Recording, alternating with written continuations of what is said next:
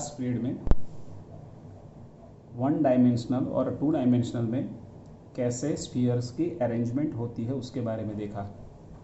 आज हमारा टॉपिक है arrangement of sphere in three dimensions. Friends, it is very tough to imagine three dimensions because all figures are being drawn in a two dimensions and we have to think in the three dimensions, and that's why the imagination power is very much useful to understood the 3D structure of the system.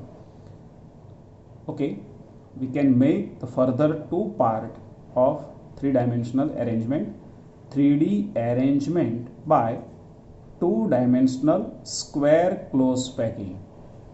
हमने आगे video lecture में देखा है कि to dimension में दो तरह के पैकिंग सिस्टम हो सकते हैं, स्क्वायर क्लोज पैकिंग और हेक्सागोनल क्लोज पैकिंग। तो इस वीडियो में हम सिर्फ just we are thinking about the two dimensional square close packing का यूज करते हुए how we will be able to form three dimensional arrangement of system. Okay friends, see the figure number A. In figure A, the two-dimensional arrangement of a sphere in a row is made over here. आप देख सकते हो यहाँ simply एक रो में सब sphere को arrange किया गया है। वो लेयर को हम लोग नोमेनक्लेट करेंगे ऐसे एल रो ए। रो ए के ऊपर दूसरी जो रो अरेंज की गई है वो एग्जैक्टली ए पे बिल्कुल फिट बैठती है। मतलब symmetry of layer A and layer B is always equal, that's why this is also called A. तो हम लोग बोल सकते हैं the arrangement of two dimensional arrangement of the sphere is like A. So we can say that the arrangement of square close packing layer is like A. Students, आपको ये भी imagine करना है कि यहाँ जो आपको फिगर दिखाई दे रही है उसमें आपको दो ही डायमेंशंस दिख रहे हैं, एक तो लेंथ वाला और एक हाइट वाला। तो विड्थ वाला जो डायमेंशन है वो आपको इमेजिन करना है कि ये सब स्फीयर के पीछे ऐसे ही दूसरे स्फीयर रो में अरेंज किए गए हैं। तो आपको ये समझना है कि हम ये चार स्फीयर के सेंटर पॉइंट को ले लें। The center point of this four sphere is taken and they have been attached, one square is being generated. So this point can be shown as this one. This point will be this one and this one point can be indicated as this. So I can draw the sphere on this point. Another third one and fourth one sphere. This is the square close packing in two dimensions. Okay. Now another four sphere. अभी आपको ये समझना है ये जो sphere है उसके पीछे और ये स्फीयर के पीछे भी ऐसे ही अरेंजमेंट वाले दूसरे स्फीयर है।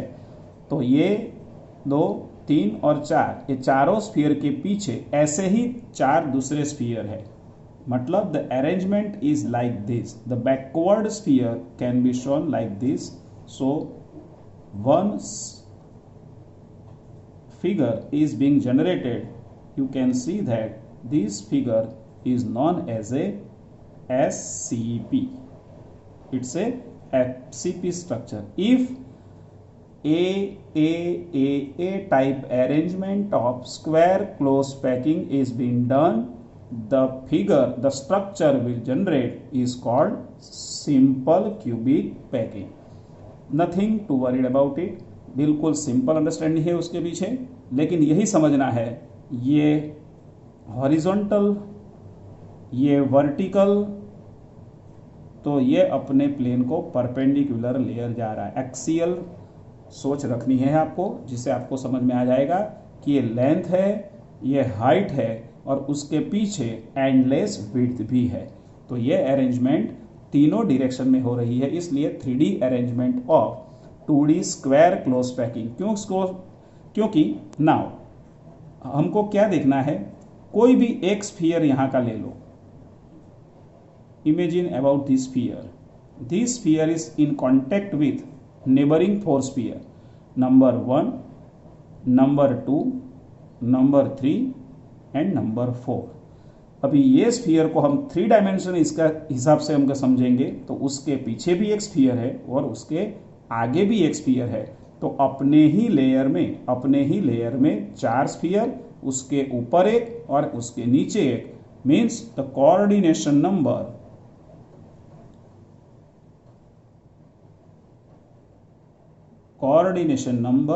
is 6 in SCP structure.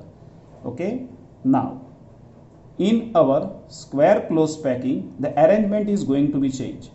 Here you can see that one row is kept over here, this is called A, but the second row is not like A because the second row is being offsetted on the first row, and that's why the second row is known as a B, or third row is look like A, that's why it is called A.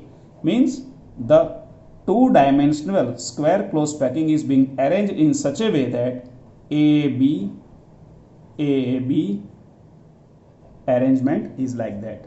In that case we can see that तो 1 sphere number 1, sphere number 2, sphere number 3 and sphere number 4, तो चारों sphere को हम यहां indicate कर सकते हैं। 1, 2, 3 और 4 3 डायमेंशनल अरेंजमेंट है, इसलिए ए स्फीयर के पीछे, इसके पीछे, इसके पीछे और इसके पीछे भी ऐसे ही स्फीयर होंगे। तो आप देख सकते हो एक सिंपल क्यूबिक पैकिंग जनरेट हो गया। लेकिन ये 4 स्फीयर के बीच में एक स्फीयर ऐसा है जो यहां अरेंज्ड है। So easily we can say that this sphere is in contact with how much sphere, तो अपने लेयर के और अपने ऊपर और अपने नीचे, तो अपने लेयर पे वो एक भी स्फीयर के कांटेक्ट में नहीं है। अपने ऊपर वाले स्फीयर के 4 और अपने नीचे वाले लेयर के 4, मतलब टोटल 8 कोऑर्डिनेशन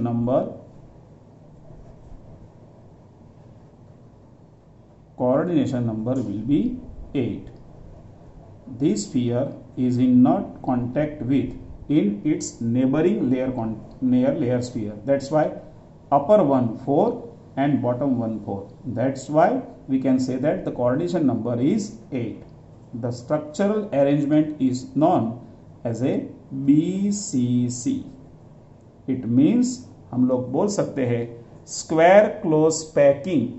फिर से मैं बोल रहा हूं, square close packing structural value से अगर हम 3 डायमेंशनल इमेज बनाए और सभी 2 डायमेंशनल स्क्वायर क्लोज पैकिंग को हम एक ही तरह से उसको अरेंज करेंगे तो उससे मिलने वाली जो स्ट्रक्चरल वैल्यू होगी वो अपनी SCP होगी।